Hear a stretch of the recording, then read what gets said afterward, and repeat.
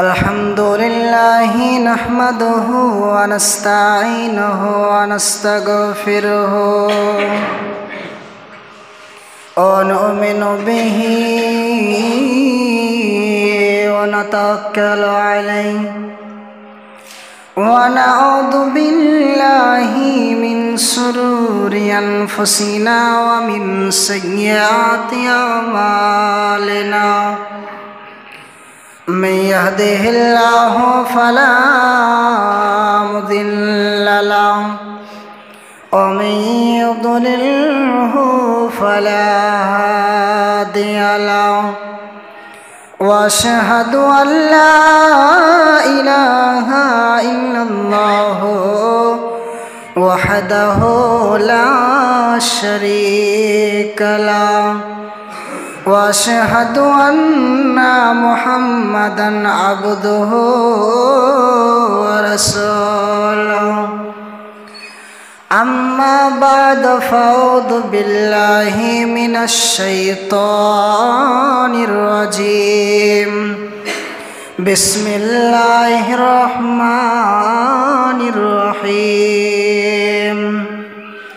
ونزلنا من السماء ماء مباركا فأنبتنا به جنات وحب الحصيد والنخل باسقات لها طلع نضيد رزقا للعباد وأحيينا به بلدة ميتا كذلك الخروج كذبت قبلهم قوم نوح وأصحاب الرس وثمود وعاد وفرعون وإخوان لوط وأصحاب الأيكة وقوم تبع كل كذب الرسول فحق وعيد أفأعين بالخلق الأول بل هم في لبس من خلق جديد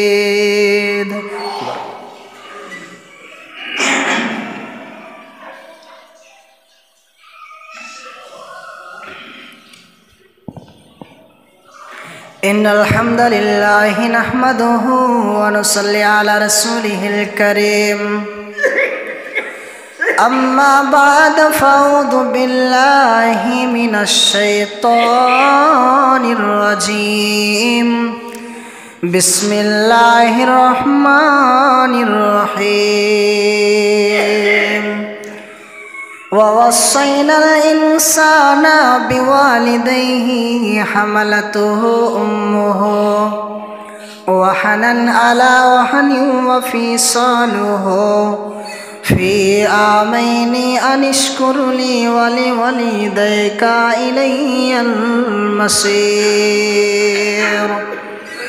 وقال النبي صلى الله عليه وسلم عن عبد الله بن عمرو قال سألت النبي صلى الله عليه وسلم أي العمل أحب إلى الله قال الصلاة على وقتها قال ثم أي قال ثم بر الوالدين قال ثم أي قال الجهاد في سبيل الله তোমার মতো প্রিয় নবী আর পাব না তোমার মতো প্রিয় রাসূল আর পাব না দেখা দিও গো নবী দেখা দিও গো নবী তুমি ছুপে যেও না তোমার মতো প্রিয় রাসূল আর পাব না তোমার মতো প্রিয় হাবিব আর পাব না শ্রদ্ধেয় সম্মানীয় আজকের এই জুমার দিনের মুসাল্লিগণ प्रशंसा केवल से अल्लाह सुब्हानाहु वा ताआलार जन्य যে আল্লাহ রব্বুল আলামিন আমাদেরকে তারই পবিত্র জায়গায় উপস্থিত করতে পেরেছেন। সেই আল্লাহর প্রশংসা করে শেষ করা যায় না, তাই আমরা সংক্ষিপ্তভাবে প্রশংসা করি। সকলে একটু কোনো বলি আলহামদুলিল্লাহ। অতঃপর বিশ্বনবী জনাবে মুহাম্মদ রাসূলুল্লাহ সাল্লাল্লাহু আলাইহি ওয়াসাল্লাম, যিনি ইসলাম খানাকে অতি কষ্ট করে আমাদের হাতে আমাদের কাছে পৌঁছে দিয়েছেন, সেই নবীর ওপর অসংখ্য দরুদ ও সালাম বিবর্জিত হোক, আমিন। আল্লাহুম্মা সাল্লি ওয়া বারিক সাল্লি। বেরদানে ইসলাম, পবিত্র আল্লাহর কোরআন থেকে একটি আয়াত পড়েছি ছোট্ট মতো, এবং কি বিশ্বনবীর পবিত্র হাদিস থেকে একটি ছোট্ট করে হাদিসও পরিবেশন করেছি। এই আয়াত এবং হাদিসকে কেন্দ্র করে খুব অল্প সময়ের মধ্যে আমার বক্তব্য করব, ওমা তৌফিক ইল্লা বিল্লাহ। তবে আজকে আমার যেটা বিষয়বস্তু হবে, কেউ কেউ জানতে পেরেছেন, আবার অনেকে জানতে পারেননি। ওরাই জানতে পেরেছে যাদের ভিতরে দ্বীনি শিক্ষা ইলম আছে, আবার ওরা জানতে পারেনি যাদের ভিতরে এরকম দ্বীনি শিক্ষা নাই। অতএব সরাসরি আপনাদেরকে বলে দিই যে আজকে আমার বিষয়বস্তু হচ্ছে খুবই গুরুত্বপূর্ণ বিষয়, যে বিষয়ে আমরা শুনে আছি, অনেক শুনেছি, কিন্তু আমাদের ভিতরে পরিবর্তনটা নাই। এই জন্যে আমাদেরকে আবার সেই কথাগুলিকে বলতে হয়। তো সেই বিষয়টার নাম হচ্ছে পিতা মাতার সাথে সদাচরণ। পিতামাতার সাথে সদাচরণ। আমরা আমাদের পিতামাতার সাথে কিভাবে কথা বলব, তাদের সামনে আমরা যে চলাফেরা করব, তো কিভাবে আমরা চলাফেরা করব, আপনাকে অবশ্যই কয়েকটি হাদিসের দ্বারা আপনাকে বোঝাবার চেষ্টা করব। আল্লাহ আমাকে যতটুকু জ্ঞান দিয়েছেন, তো আপনাকে বিষয় শুরু করার পূর্বেই ছোট্ট করে উদাহরণটা আপনাকে দিয়ে দিই। এই যে দেখেন, পিতামাতা যার আছে, আপনি পিতামাতাকে ভালোবেসে সেবা যত্ন করে জান্নাত পৃথিবীতে আপনি নিয়ে নেন। জান্নাত আপনি পৃথিবীতে কিনে নেন পিতামাতার সেবা করে। চলেন আপনাকে ছোট্ট করে উদাহরণ দিয়ে দিতে, দেখেন পিতামাতা কত গুরুত্বপূর্ণ জিনিস। ধরেন আপনি আপনার মাকে অত্যন্ত ভালোবাসেন, আপনারা 4 ভাই 4 ভাইয়ের ভিতরে আপনি সবচেয়ে বেশি ভালোবাসেন। এই জন্য একদিন আপনি একটা প্লেটে করে আপনি সুন্দর কয়েকটি খাবার নিলেন, আপনার পছন্দের খাবার। আপনি আপনার মায়ের ঘরে চলে গেলেন, মা তুমি এই খাবারটি খাও, বাস আপনি চলে এলেন। ঘর থেকে বের হয়ে আসার পর সঙ্গে সঙ্গে আপনার চাচাতো ভাই আপনার মায়ের ঘরে প্রবেশ করছে। তারপরে আপনার মা বলছে, বেটা জানো আমার বেটা আমাকে খেতে দেয়, আমার বেটা আমাকে মারে, গালি দেয়। আশ্চর্য ব্যাপার তো। আরে এক্ষুনি আমার মাকে আমি খাবার দিলাম, আমি নিজে না খেয়ে আমি মাকে আমার খাবার দিলাম, আর আমার মা দুর্নাম করছে মানে। এখন আপনি কি করবেন? আপনার যে দুর্নাম করছে আপনার মা, আপনি ভালোবাসেন তারপরেও, তো এখন আপনি কি করবেন? শুনে রাখেন, আপনার মা দুর্নাম করছে আপনার ব্যাপারে, এই জন্য যদি আপনার মাকে যে বলেন, মা তোমাকে খেতে দিই, মারি না, গালি দি না, তুমি আমার দুর্নাম করছো মানে, কেন তুমি আমার দুর্নাম করবে? শুনে রাখেন, এই বাক্য যদি আপনার মাকে বলে আছেন কিংবা ভবিষ্যতে বলেন, তাহলে জান্নাত পাওয়া আপনার জন্য মুশকিল হয়ে যাবে, জান্নাত পাওয়া কঠিন হয়ে যাবে। অতএব এই পিতা মাতাকে ঝাঁকি দিয়ে কথা বলা চলবে না। সত্যটি করবেন আপনার কিনা মুখ দিয়ে যাতে করে না আসে, এই কথা আল্লাহ সুবহানাহু ওয়া তাআলা তিনি প্রমাণ করে দিয়েছেন। এবার আপনাকে আয়াতের দিকে নিয়ে যাই।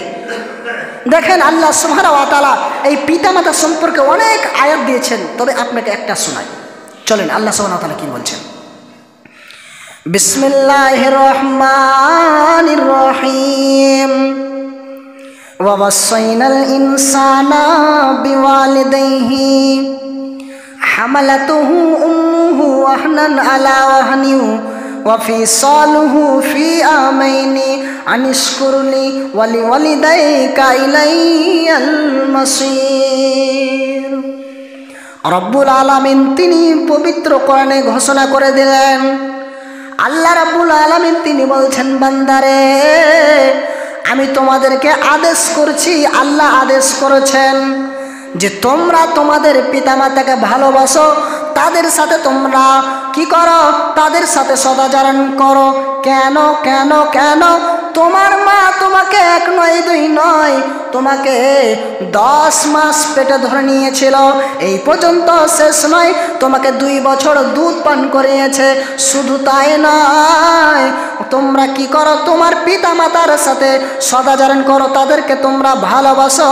আর তোমরা শুনে রাখো, আমার শুকরিয়া আদায় করো, ওয়াইলাইকাল মাসির, এবং তোমাদেরকে আবার আমার নিকট ফিরে আসতে হবে।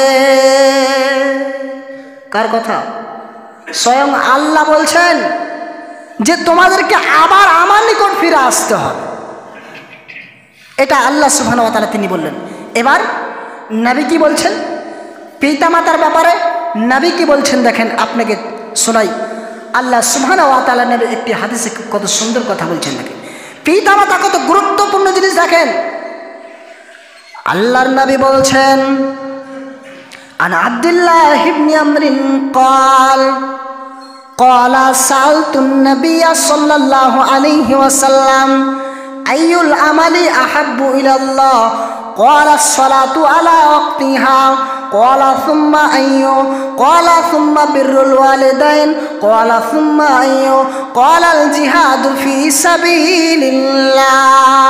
আল্লাহর নবীর কাছে একজন এসে বলছেন, ইয়া রাসূলুল্লাহ, আপনি বলে দেন আইয়ুল আমালি, আল্লাহর কাছে সবচেয়ে পছন্দনীয় আমল কি? তো নবীজি বললেন, ক্বালাস সালাতু আলা ওয়াক্তিহা, সঠিক সময়ে নামাজ পড়া। আল্লাহর নবীকে আবার জিজ্ঞেস করেছেন, ইয়া রাসূলুল্লাহ, আপনি বলে দেন এরপরে কি হবে আল্লাহর কাছে পছন্দনীয় হবে, দামি হবে? তো নবীজি বললেন, পিতা মাতার সেবা করা। অন্য হাদিসে রয়েছে, একজন ছেলে এসে আল্লাহর নবীকে বলছেন, ইয়া রাসূলুল্লাহ, আপনি বলে দেন আমি কি এখন জিহাদে যাব, আমি কি এখন জিহাদ করতে যাব? নবীজি বলছেন, তুমি বলো তোমার মা বাবা কি বেঁচে আছে?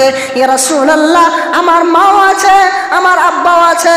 নবীজি বললেন, না না না, তুমি বাড়ি ফিরে চলে যাও, তুমি চলে যাও, তুমি তোমার মায়ের সেবা করো, তুমি তোমার আব্বার সেবা করো, আল্লাহর জান্নাত তুমি পেয়ে যাবে। কিন্তু তুমি শুনে রাখো, যদি তোমার মায়ের সাথে তুমি দুর্ব্যবহার করলে আল্লাহর জান্নাত পাবে না, দেবে না, দেবে না। শোনো, জিহাদ তোমাকে করতে হবে না, তোমার মা বাবার তুমি সেবা করো, যাও, জান্নাত তো পাওয়া তোমার জন্য সহজ হয়ে যাবে। কিন্তু তোমার মায়ের সাথে তুমি দুর্ব্যবহার করো, যদি একটু কোনো উঁচু গলায় কথা বলো, তাহলে কিন্তু জান্নাত পাবে না। কার কথা? স্বয়ং বিশ্বনবীর কথা। আর এমন একটা লোক বলেছেন যে তার কথা পৃথিবীর কোনো মানুষ এখনো পর্যন্ত বলতে পারেনি যে আল্লাহ নবীর এক একটা বাক্য এটা চলবে না, এই কথা বলার ক্ষমতা হয়নি, তিনি বলেছেন। তাহলে আমরা বুঝতে পারলাম যে জিহাদের চাইতেও মা বাবার গুরুত্বটা এখানে বেশি দেওয়া হয়েছে। তার মানে এক কথায় আল্লাহর ইবাদতের পরে পরেই পিতা মাতার সেবা করার কথা স্বয়ং আল্লাহ বলেছেন।